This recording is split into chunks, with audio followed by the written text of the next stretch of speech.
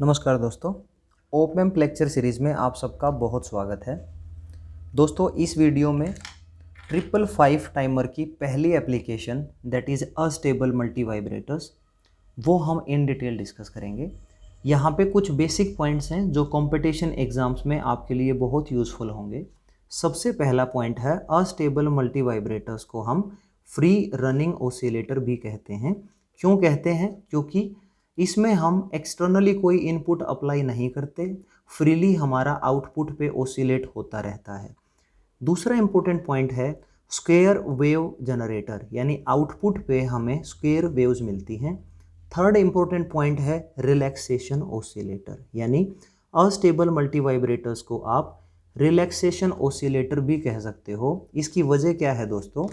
Oscillator mainly आपके दो type के होते हैं। तो दो टाइप के, एक होता है आपका हार्मोनिक ओसिलेटर, एक होता है आपका रिलैक्सेशन ओसिलेटर।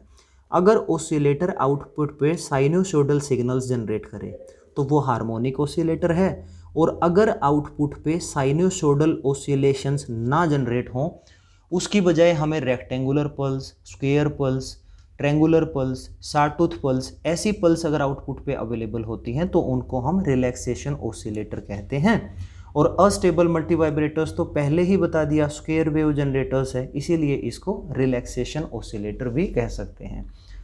अब मल्टी वाइब्रेटर्स है तो डेफिनेटली इसकी दो स्टेट्स होंगी आउटपुट पे, एक आपकी हाई वोल्टेज लेवल की होगी, एक आपकी जीरो लेवल की होगी। तो दोनों की दोनों स्टेट्स दोस्तों क्वासी स्टेबल होती हैं। क्वासी स्टेबल्स का मतलब है ये जो वेव फॉर्म है, एक स्टेट आपकी पॉजिटिव वी वोल्टेज है, दूसरी स्टेट मान लीजिए माइनस वी वोल्टेज है, तो बिना किसी इनपुट को अप्लाई किए ये स्टेट्स अपने आप में कुछ टाइम के बाद चेंज होती रहेंगी, इसीलिए इनको हम क्वासी स्टेबल स्टेट्स भी कह सकते हैं। तो ये था दोस्तों बेसिक्स। अब हम बात करते हैं इसके सर्किट डायग्राम पे। अस्टेबल मल्टी वाइब्रेटर्स में ये आपके दो कंपैरेटर हैं, ये वोल्टेज डिवाइडर सर्किट है, ये आपका एक एनपीएन ट्रांजिस्टर है, ये आपका पीएनपी ट्रांजिस्टर है, ये एसआर फ्लिप फ्लॉप है, ये पावर एम्पलीफायर है, यहाँ आउटपुट लेते हैं। तो ये तो 555 टाइमर का ही ब्लॉक डायग्राम है। पिछले वीडियो को जरूर देखना, उसके बाद ये आपको ईजिली समझ आएगा। इसके साथ एक्सटर्नल कंपोनेंट हमने लगाए हैं R A resistance, R B resistance और आपका सी कैपेसिटर। ठीक है, अब देखेंगे एक एक करके कि ये किस तरीके से काम करता है। मान लेते हैं दोस्तों जो आपका आउटपुट है वो आपका लॉजिक हाई है या आपका VCC वोल्ट पे अवेलेबल है। ठीक है भाई, अगर आउटपुट लॉजिक हाई है तो ये आपका क्या है, नॉट गेट की तरह काम करेगा। तो इसका मतलब यहाँ क्या होगा, लॉजिक लो, क्योंकि लॉजिक लो का ही नोट ऑपरेशन लॉजिक हाई बनता है। तो जो Q1 बार है इस SR फ्लिप फ्लॉप की कॉम्प्लीमेंट्री आउटपुट, वो आपका लॉजिक लो होगा, जीरो। अगर ये जीरो है तो डेफिनेटली इस Q2 ट्रांजिस्टर्स को यहाँ से कोई पोटेंशियल अवेलेबल नहीं होगा, जिससे Q2 ट्रांजिस्टर क्या होगा बेटे, ऑफ होगा, क्योंकि इसको यहाँ से कोई पोटेंशियल अवेलेबल नहीं हुआ और इसका जो अमीटर जंक्शन है वो रिवर्स बायस्ड हो जाएगा। ठीक है भाई, अगर ये ऑफ हुआ तो ये देखिए ध्यान से, मान लीजिए ये आपका ऑफ हुआ तो क्या होगा, यहाँ पे कोई भी करंट यहाँ से फ्लो नहीं करेगा। अगर कोई करंट यहाँ से फ्लो नहीं किया तो इसका मतलब क्या होगा, VCC, ये RA, ये RB और ये आपका C कैपेसिटर, ये कुछ सर्किट आपका एक्टिव होगा, यानी VCC, RA, RB और C। यानी यहाँ से VCC पोटेंशियल बहुत ज़्यादा है, पहले से कैपेसिटर के पास कुछ है नहीं, तो यहाँ पे जो करंट फ्लो करेगा उसकी वजह से आपका जो C है कैपेसिटर क्या करेगा, इट विल स्टार्ट चार्जिंग। तो यहाँ से आपका चार्जिंग होना शुरू हो जाएगा। तो दोस्तों कैपेसिटर कहाँ तक मैक्सिमम चार्ज हो सकता है, VCC वोल्टेज तक ही चार्ज हो सकता है, राइट। तो जैसे ही आपका जो कैपेसिटर है वो चार्ज होना स्टार्ट होगा तो हो सकता है कि वो 2VCC/3 इससे ज़्यादा चार्ज हो जाए। अब ये 2VCC/3 क्यों लिखा, यहाँ देखिए, पिछले वीडियो में मैंने बताया था अपर जो कंपैरेटर है यहाँ पे जो वोल्टेज अवेलेबल होगी वो होगी 2VCC/3, और अगर दोस्तों कैपेसिटर का ये पॉइंट यानी कैपेसिटर के पास जो वोल्टेज है ये अगर मैंने इसके पॉजिटिव टर्मिनल में अप्लाई किया और यही मैंने इसके नेगेटिव टर्मिनल में भी अप्लाई किया तो क्या होगा, देखो VC यहाँ अवेलेबल है, ठीक है। अगर VC 2VCC/3 से बड़ा हो जाए तो इसका पॉजिटिव टर्मिनल वोल्टेज बड़ा हो गया, नेगेटिव टर्मिनल वोल्टेज कम हो गया और डिफरेंशियल वोल्टेज ओवरऑल पॉजिटिव होगी और आउटपुट आपको पॉजिटिव V सैचुरेटेड मिलेगा। आउटपुट आपको कंपैरेटर का पॉजिटिव V सैचुरेटेड मिलेगा। और आउटपुट लोअर कंपैरेटर जो है उसका आउटपुट क्या होगा, यहाँ कितना है 2VCC/3 से थोड़ा सा मान लीजिए ये आपका ज़्यादा है तो यहाँ पे क्या है 2VCC/3 और V पॉजिटिव पे कितना है, पॉजिटिव पे वोल्टेज डिवीजन रूल्स के अकॉर्डिंग कितना होगा, this 5 ohm divided by sum of 3 resistance multiply with VCC, तो 5/15 इंटू VCC ये बन जाएगा दोस्तों यहाँ पे आपका VCC/3 ये वोल्टेज है। तो ये वोल्टेज ज़्यादा है तो यहाँ पे आपका जीरो होगा या आपका -V सैचुरेटेड होगा, ठीक है भाई। तो अगर अपर कंपैरेटर की आउटपुट हाई है, ठीक है, या पॉजिटिव सैचुरेटेड है तो R कितना होगा, रीसेट, ये आपका हाई लॉजिक होगा क्योंकि इसका आउटपुट R में चला गया। और S कितना है, S आपका लॉजिक लो होगा। और अगर R आपका हाई है यानी रीसेट हो चुका है फ्लिप फ्लॉप तो आउटपुट कितनी होगी, रीसेट, दैट इज़ 0 और आउटपुट कॉम्प्लीमेंट कितना होगा, दैट इज़ 1, राइट। और अगर मान लीजिए ये 1 है तो जो पावर एम्पलीफायर है वो नॉट गेट से पास होगा, ये आपका 1 है तो नॉट ऑपरेशन कितना होगा 1 का 0, तो ओवरऑल जो वोल्टेज आउटपुट है वो आपकी 0 होगी। तो देखो दोस्तों पहले एज्यूम किया था आउटपुट वोल्टेज 1 है, धीरे धीरे क्या हुआ, आउटपुट वोल्टेज आपकी 0 आ गई, यानी स्टेट आपकी चेंज हो गई, 1 था या हाई वोल्टेज थी अब आपकी 0 वोल्ट या वेरी लो वोल्टेज में कन्वर्ट हो गई। दूसरा केस लेते हैं, अब आउटपुट वोल्टेज 0 वोल्ट है, अगर ये 0 है तो यहाँ कितना होना चाहिए 1, क्योंकि 1 का ही नॉट ऑपरेशन 0 होता है तो Q बार आपका 1 है, ठीक है भाई 1 है। ये अगर 1 है तो इस ट्रांजिस्टर को यहाँ से डेफिनेटली कुछ वोल्टेज अवेलेबल होगी, वो वोल्टेज क्या करेगी, इस Q2 को इसके अमीटर जंक्शन को फॉरवर्ड बाइस्ड करेगी, यानी अब की बार Q2 ट्रांजिस्टर आपका ऑन हो जाएगा।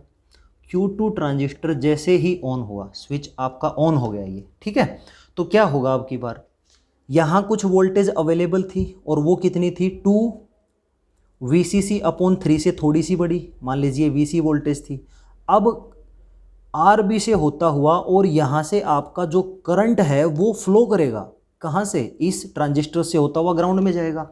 तो इसका मैं एक इक्विवेलेंट सर्किट अगर बनाऊं तो कैपेसिटर के पास कुछ VC वोल्टेज आपकी चार्ज हो चुकी है, फिर आपका RB रेजिस्टेंस है और यहाँ से होता हुआ आपका ये ग्राउंड में कनेक्ट हो गया, ये आपका ट्रांजिस्टर है जो कि ऑन है। अगर ये ऑन है तो इसका मतलब ये शॉर्ट सर्किट है, तो कैपेसिटर के पास जो वोल्टेज चार्ज हुई अब उसको RB से होते हुए ट्रांजिस्टर से होते हुए ग्राउंड पाथ मिल गया, अब वो क्या करेगा, वो आपका डिस्चार्ज होना स्टार्ट करेगा।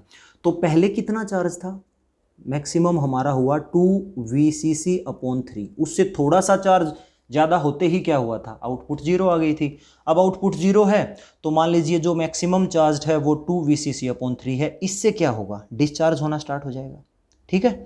तो जब भी ये डिस्चार्ज होना स्टार्ट होगा तो एक मोमेंट पे हो सकता है कि जो चार्जिंग वोल्टेज है वो VCC/3 रह जाए, ठीक है।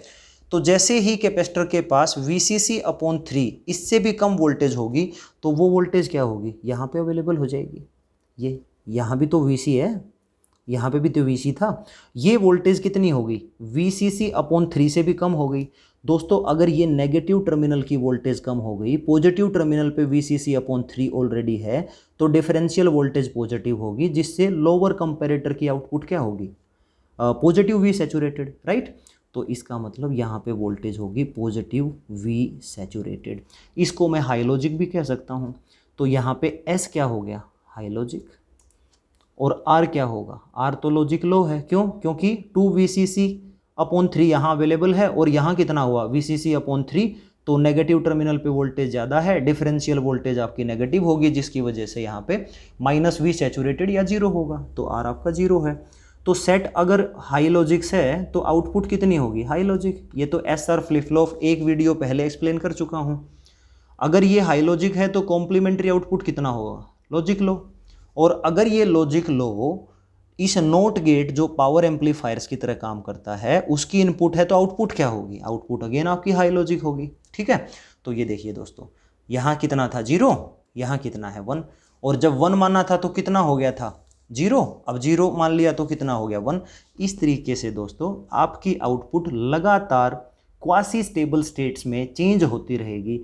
तो पहले मान लीजिए अगर आपका हाई था तो कुछ टाइम के बाद ऑटोमेटिकली ये आपका 0 आ जाएगा, कुछ टाइम के बाद ऑटोमेटिकली ये आपका हाई लॉजिक हो जाएगा, फिर ये आपका लो लॉजिक होगा, फिर ये आपका हाई लॉजिक होगा, एंड लाइक दिस। इस टाइप की वेवफॉर्म्स आपको आउटपुट पे मिलेंगी। लेकिन इसमें छोटा सा और मैं एक कॉन्सेप्ट है जो एक्सप्लेन करना चाहता हूँ, वो देखिए।